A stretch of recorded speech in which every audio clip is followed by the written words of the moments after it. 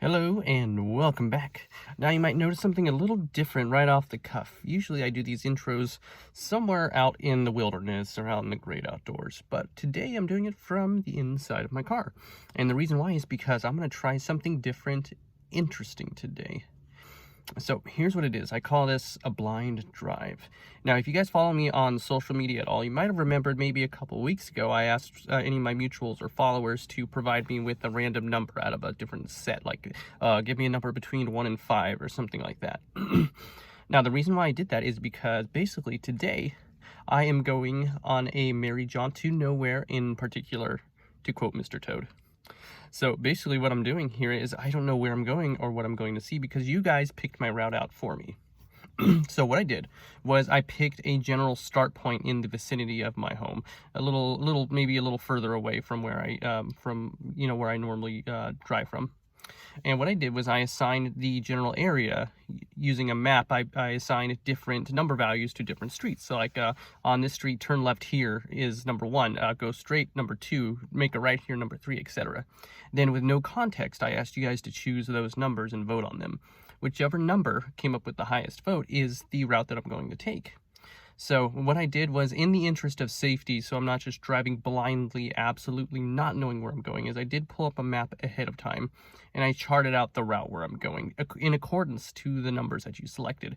So basically, I pulled up the numbers. I said, okay, so I guess I'm turning right here because that's the number they voted on. And then let's see, how many exits am I going down on this freeway? Oh, I'm taking the 3rd exit because you guys voted on number 3, that sort of thing. In doing so, I think it's kind of fun. It'll be kind of sort of like a social experiment a bit. And on the way, I'm going to stop at anything interesting that I see. Now, that's part where I don't know, is I don't know what I'll see on the way there. Maybe I'll find a cool shop or an interesting park that I could stop at and show you guys some sights. We're going to find out and see, because you guys charted this route for me, and we are going to be very interested to see exactly what I find out there. So without further ado, I'm going to take off. One final note is, since I am flying solo today and I don't have any way to attach my phone to my dash or any part of my car that can record while I'm driving, I'm not going to be filming any parts of the actual journey itself, mainly just where I stop and get out of my car to look around a bit. So I'll see you guys in a bit once I find something interesting. I'll have my maps handy so I can get some information on exactly where I am or exactly what it is. And we'll see where we go. So let's take off and see where this road leads us. Thank you guys very much for helping pop my question.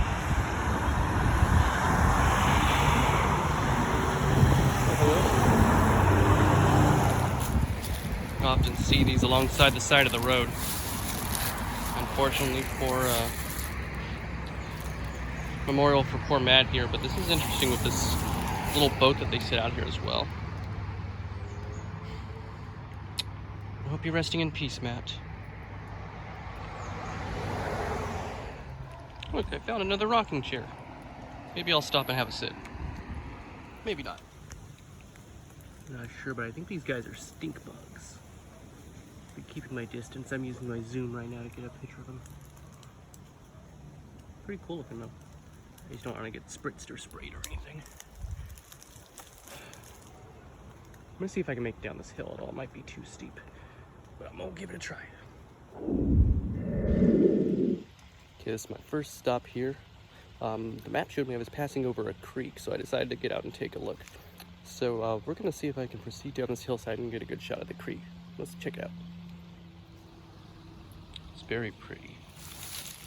But as you can kind of see, it's a pretty steep hillside.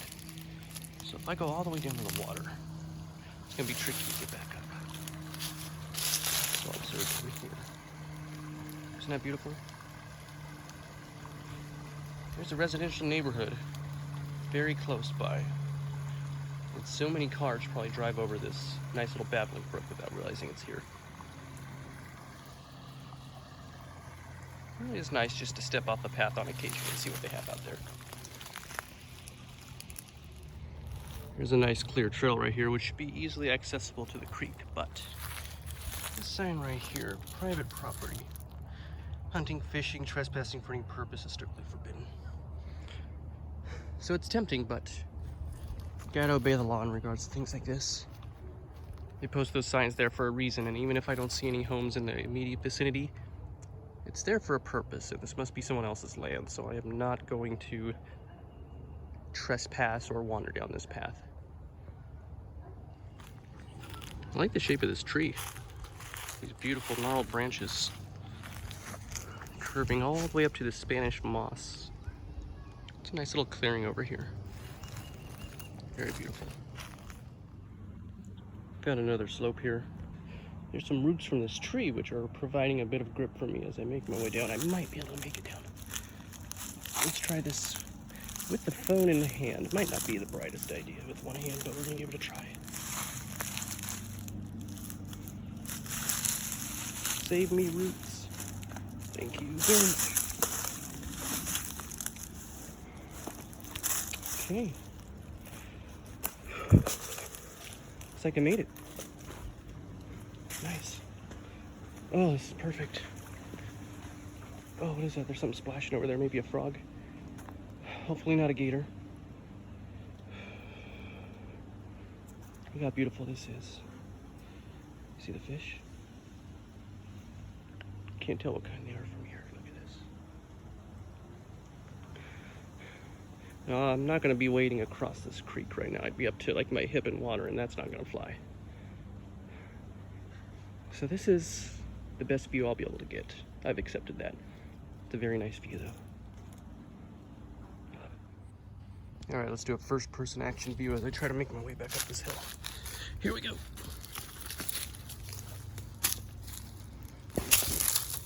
Oh, crap.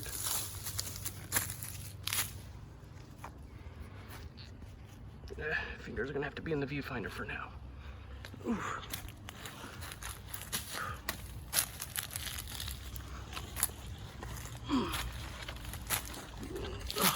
Success. Back on dry land. Okay, let's head back to the car and find our next view, our next stop. Alright, so let's see where else you guys sent me with this randomly chosen route today. Looks like behind me, as you can see, I happen to stop by a cemetery. I'm currently in the city of Dunedin. That's going to be on the Gulf Coast nearby Clearwater and Safety Harbor as well. So I'm going to take a look and see just kind of the sights around the cemetery, pay my respects to any of the departed. I do hear there's supposed to be quite a bit of historical resting places out here. So let's go take a quick peek and see, pay our respects. So this cemetery is public grounds, but as you can see, there's a lot of fencing around because there is a private home not too far, just on the outskirts of the cemetery itself. In the distance there, you can make out Jerry Lake. Unfortunately, of course, as you can see, it is fenced off, and under no circumstances am I going to be trespassing to get closer to the lake. So we can just enjoy the very small glimpse from here and hope all the natural flora and fauna out there are enjoying the lake in our absence.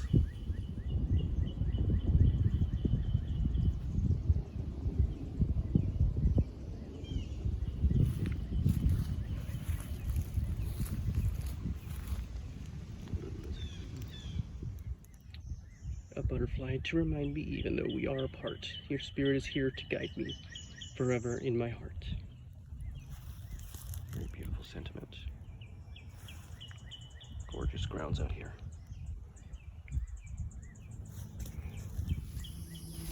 I'd like to know the story behind this one.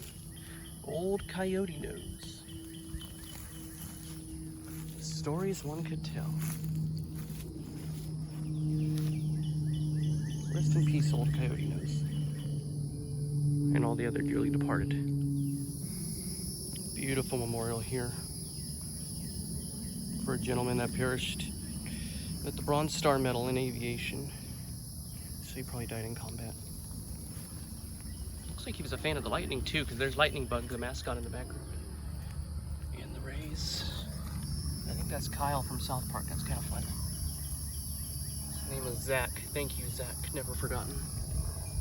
Rest in peace, good sir, and thank you for your service. Came across this little patch in here.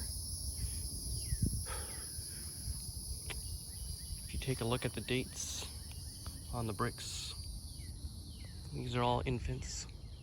And by that I mean not even a year old. So they have their own little cordon section off here. It's so sad, but at least they have a beautiful place to rest. Poor little guys. Here's some of the much older headstones and resting places. 1905, 1911.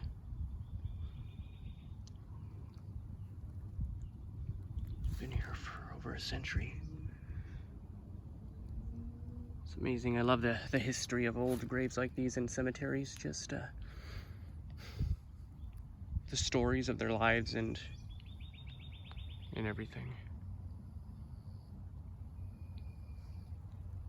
Entire existence sequestered to these small patches of ground. But that's why we bury our dead, so that we can have a place to remember them and always respect their memories.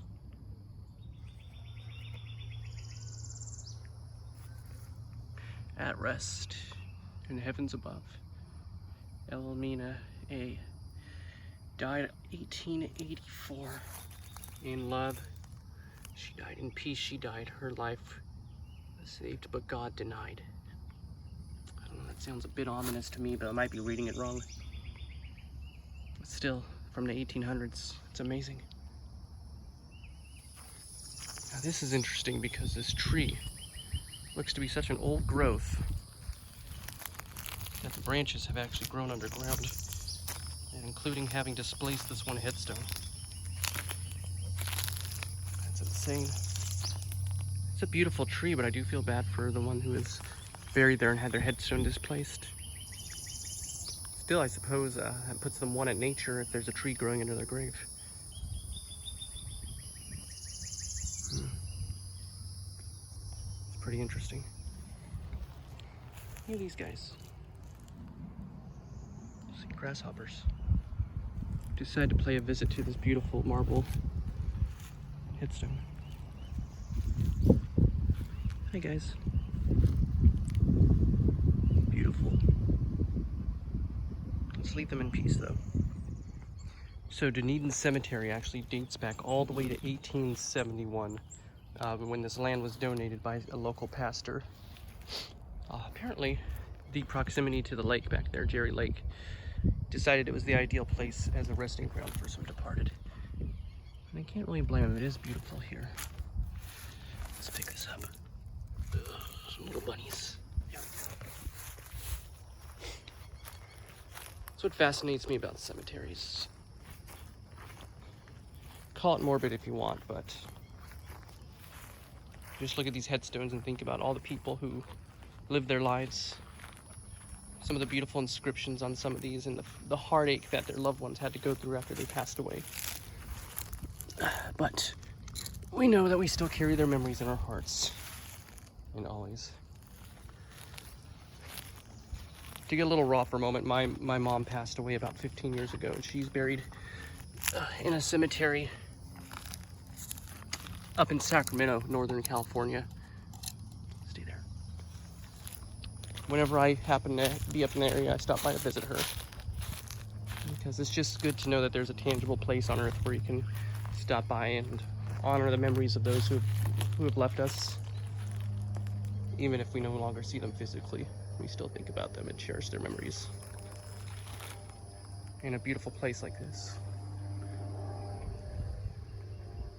where history is preserved beneath these blocks of granite, and the memories of those who cherish those lost. Alright guys, so we're going to go ahead and depart the Dunedin Cemetery. I still have the rest of my route blocked off in accordance to the different turns and directions that you guys gave me unwittingly through those 1 through 5 numbers, so I appreciate that. Let's go ahead and make the next turn and see where we end up. Let's go. Alright, here's our next destination, Gladys Douglas Preserve. Now, from what I can tell about this place, on the one hand, it's bright as heck, and there's not much shade on the path anyway, so we'll see how long I can stay out here in the sun. But apparently, this preserve is brand new. And by brand new, I mean that it's been dedicated to the city of Dunedin for only 2 months. February of 2023, there was a successful petition to preserve this acreage of land in the name of Gladys Douglas.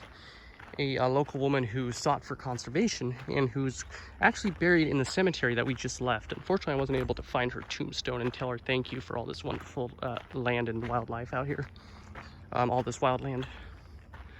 But this area was sold and marked for development for a new housing complex.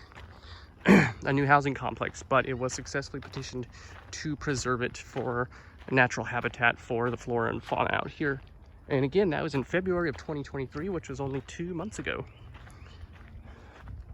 So it's not all expanded out to public access yet. There's this one trail right here that we're going to take to, I think we're going to go right. But there are plans to expand it further in order to reach that lake that we saw a moment ago, Jerry Lake. As of now, though, we aren't going to be able to reach that. Here's a little information right here. Why is this area fenced off? Because this habitat right here is the last known rosemary bald in Pinellas County. That means that this area is considered endangered for the flora. These beautiful cacti. And these little green clumps are known as reindeer moss. Pretty interesting looking. All these little puffs of reindeer moss are very interesting looking. Almost looks like a landscape, an alien landscape that you might find on like Lost in Space or Star Wars or something. It's pretty fascinating. Of course, I won't be able to get much closer than what you're seeing right now. Here's some wild cacti, that's pretty neat. Because it is, of course, all cordoned off. There's not going to be any like geocaches or any wandering off the beaten path or anything like that, because it is endangered area. More cacti. I don't know if we'll be able to see many creatures out here. I did see a mourning dove a moment ago. Some butterflies. Apparently there's it's pretty common area to find blue jay and gopher tortoises, which would be pretty cool. So I'll keep an eye out for any creatures that might end up crossing our paths here and let you guys know. This path is a little more wooded, but there's still a fence to keep us on the trail. It's a wonderful rustic pine scent out here from all the dried pine leaves and some of this scrub pine that's growing in this area. It reminds me back in California when I'd go to Yosemite National Park and go camping and hiking and just spend some time out in nature out over there as well. Bringing back a few memories. I think it's fascinating that we have places like this in Florida outside of like the Everglades far to the south. It's really pretty. Here we go. Yeah, see, this is neat right here. We have some of these scrub pines growing right here in the middle of the path. Even though this side isn't blocked off, again, we're going to stay on the trail. There's some more reindeer moss. It's so cool looking. Let's keep on walking. And this is precisely what I mean when I say that this area is very much closed off and protected by the county. So this path right here dead ends, and we're not going to head back there because it is a very environmentally sensitive area. So we can appreciate the beautiful Spanish moss and all of our gorgeous surroundings and head back down the trail we came.